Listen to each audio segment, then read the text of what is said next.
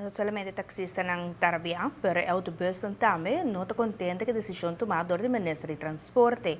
PCMS é autobus ng Unihundo e para trás de taxista onde ku não tampouco nota de acordo com a MBI artículo 2. Atualmente está passando uma situação com colega a falecer e também está pendente de Kiko está e passo ng que o mandatário lo toma para o autobus ng cambio ng aqui algo inaceitável.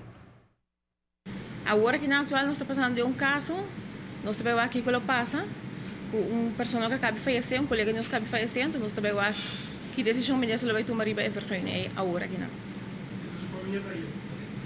Supostamente sim, se está a lei biel, mas o qual que cambia agora que não é que track em vergonha, então ele vai decidir quem ele dona, mas a regra biel, família tem direito de bater. Apenas a pessoa tem semana que ela faleceu. Já me supone ainda não está tendo dolor, não? Pero nós está para all out trazer taxista não todo local de transporte público. Imaginava que me está saindo minha casa todo dia, mas há acidente, mas queda inválido. E vergonha a cair de mão de outra pessoa.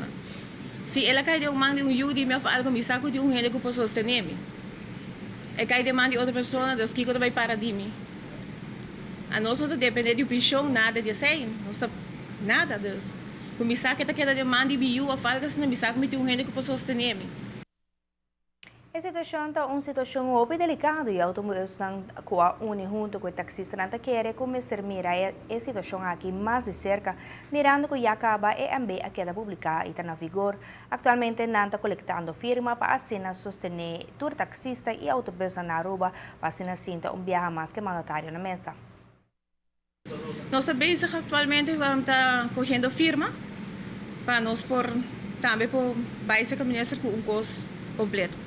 Quanto autobus está? Agora que nós está Hopi, San Nicolás, 68, Santa Cruz, está Jesum, Norte G5 e me compreender que tem 10 mais está saindo para a ruta de Norte, Pontão. Nós está coletando firma. Sim, a maioria chofer está para trás disso aqui, não? Isso é benefício de nós todos.